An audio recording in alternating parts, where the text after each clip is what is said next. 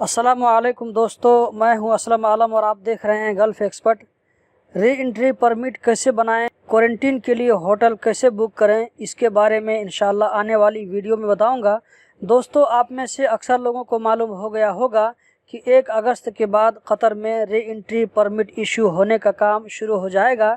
1 अगस्त के बाद कतर से बाहर जो लोग फंसे हुए हैं उन लोगों को आने के लिए कतर ने एक खुसूसी री एंट्री का सिस्टम बनाया है।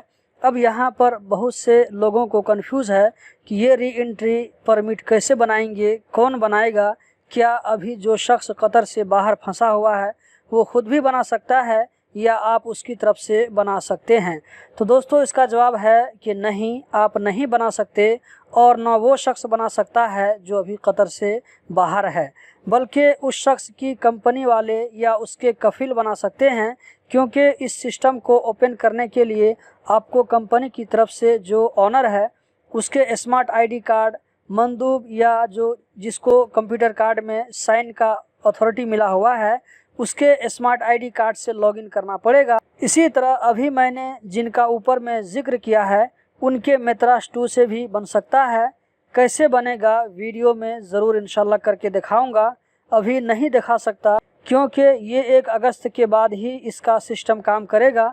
अगर किसी कंपनी वाले की तरफ से स्मार्ट आईडी कार्ड नहीं बना है तो उस कंपनी की तरफ से जो साइन अथॉरिटी पर्सन है उसके आईडी नंबर से कतर पोर्टल में एक अकाउंट बनाना पड़ेगा। अकाउंट एक्टिव होने के बाद उस अकाउंट को यूज़र आईडी और पासवर्ड के ज़रिए कतर पोर्टल में लॉगिन होना पड़ेगा।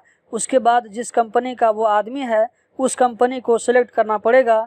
रिटर्न परमिट का जो ऑप्शन है उसको यूज़ करते हुए परमिट बना सकते हैं। तो दोस्तों, आने वाली वीडियो देखना मत भूलें जो कि बहुत ही इन्फॉर्मेटिव होने वाली है। वीडियो अगर अच्छी लगे तो लाइक ज़रूर करें, चैनल को भी सब्सक्राइब कर लें, बेल बटन को ऑन कर लें ताकि आइंदा आने वाली वीडियो का मैसेज आपको मिल सके।